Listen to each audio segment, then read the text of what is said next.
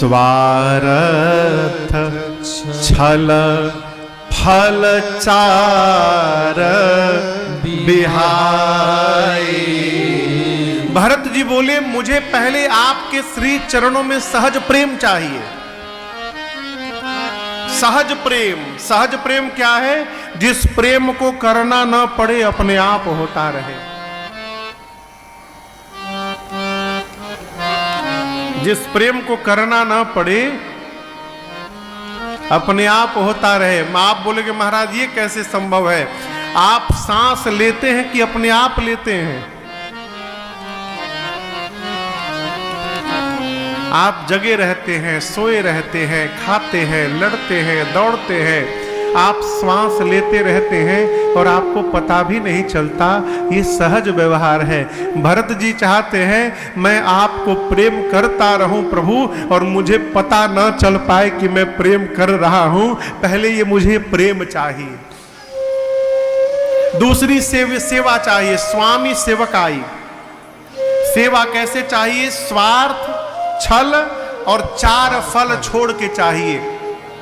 हम सेवा करेंगे तो बदले में कुछ नहीं चाहते, कोई छल नहीं प्रभु। और न धर्म चाहिए, न अर्थ चाहिए, न काम चाहिए, न मोक्ष चाहिए। कुछ चाहने के लिए सेवा नहीं चाहिए, बस सेवा चाहिए, कुछ नहीं चाहिए बदले में। राम जी बोले कौन सी सेवा चाहते हो? समाज में वस्तुतः हम और आप पांव दबाने को सेवा मानते हैं, लेकिन ये सेवा नहीं है भाई बाप, ये आपका कर्तव्य है। कई लोग पांव तो दबाते हैं लेकिन बात एक भी नहीं मानते हैं। हाँ? तो इस पांव दबाने का कोई मतलब नहीं है। सेवा क्या है? श्रेष्ठ की आज्ञा का अक्षरशः पालन करना, यह श्रेष्ठ के प्रति सबसे बड़ी सेवा है। आज्ञा पालन ये सेवा है। भरत जी बोले हम सेवा चाहते हैं। राम जी बोले कौन सी सेवा? भरत जी बोले आज्ञा सम न सुसाहिब सेवा। स्वामी की आज्ञा का पालन करना इससे बड़ी सेवा नहीं है।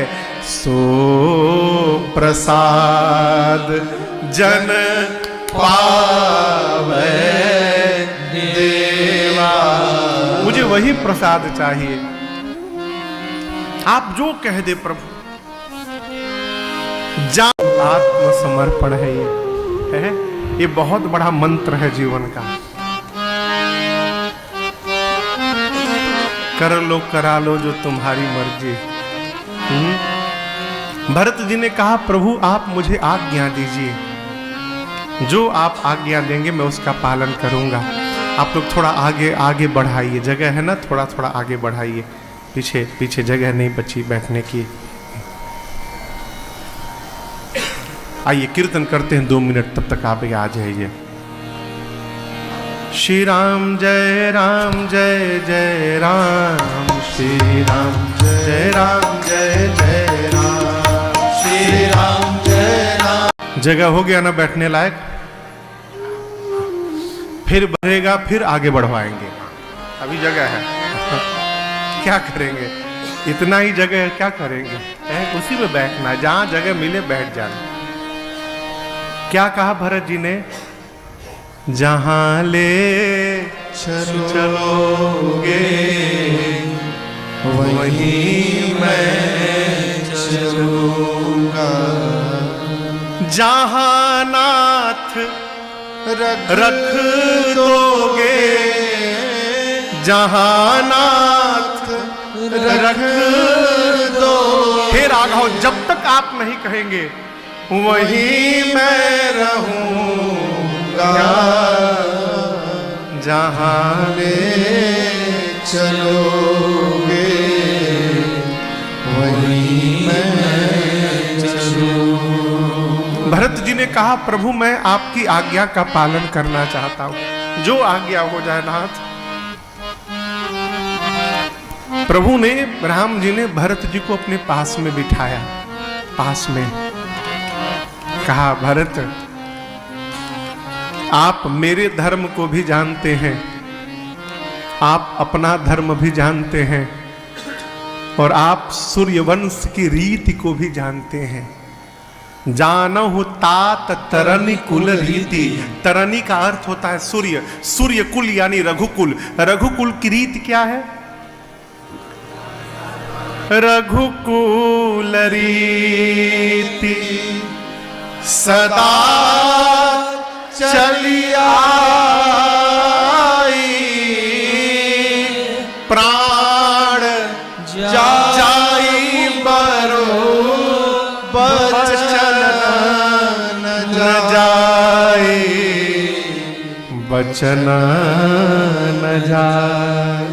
राम जी बोले, भाई आप सूर्यवंश की रीति को जानते हैं, आप पिताश्री के सत्य को, उनके कीर्ति को, उनके प्रेम को जानते हैं।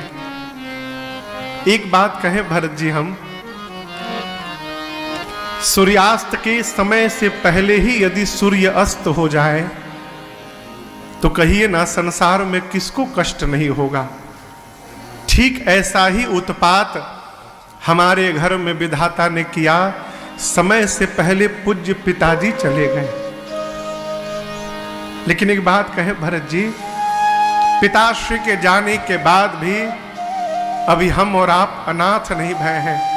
दर्शन करिए, पिता के रूप में साक्षात जनक जी महाराज बैठे हैं और भगवान के रूप में गुरुदेव भगवान बैठे हुए हैं।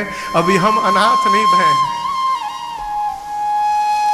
आप चाहते हैं कि मैं कहूं आपसे, तो मैं केवल एक बात कहूंगा, आप अपना भी धर्म जानते हैं, आप मेरा भी धर्म जानते हैं।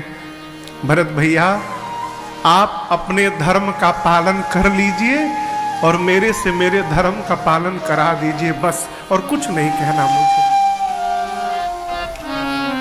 जब प्रभु ने ये बात कही कि सो तुम करहु करावहु मोहु, तो भरत जी भगवान के चरणों को पकड़ लिए।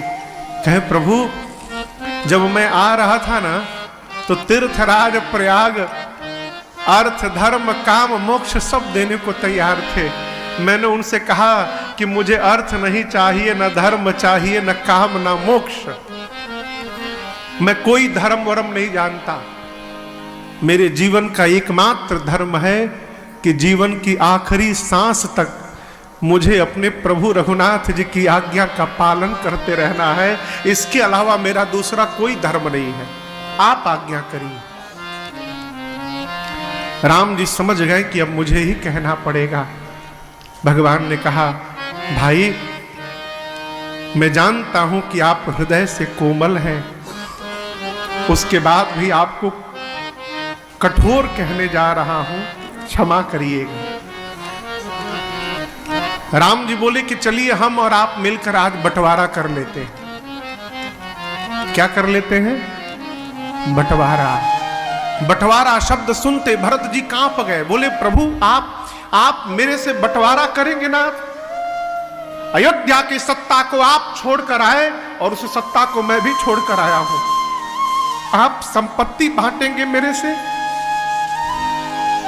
राम जी बोले, बांटेंगे भाई, लेकिन संपत्ति नहीं बांटेंगे। आज हम दोनों भाई मिलकर अपने घर की विपत्ति बांटेंगे। हम लोग विपत्ति में बंटवारा करेंगे। प्रभु कहते हैं,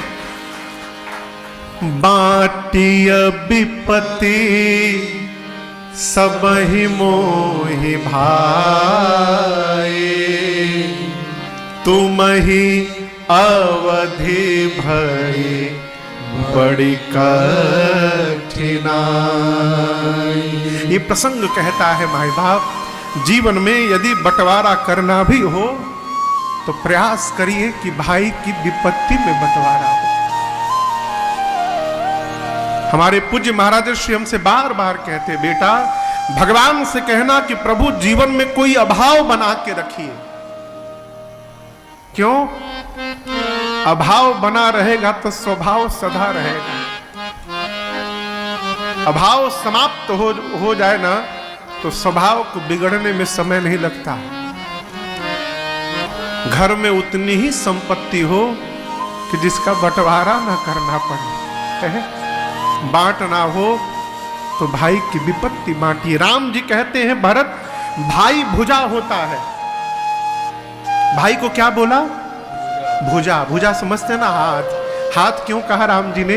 राम जी कहते हैं भाई, यदि हाथ की हड्डियों में 100 टुकड़े हो जाए, हड्डियों के भीतर में 100 टुकड़े, उसके बाद भी शरीर पर यदि कोई प्रहार करता है ना, तो शरीर को बचाने के लिए हाथ ही सामने आता है। हाथ ये नहीं देखता कि मैं पहले से टूट गया हूं, सामने जाऊंगा और टूट जाऊंगा, नहीं, शरीर पर कोई प्रहार किया तो हाथ उसको बचाता है। राम जी बोले, भरत आप मेरी भुजा हो, विधाता ने जो प्रहार किया है इसको मेरा भरत नहीं संभालेगा तो कौन संभालेगा?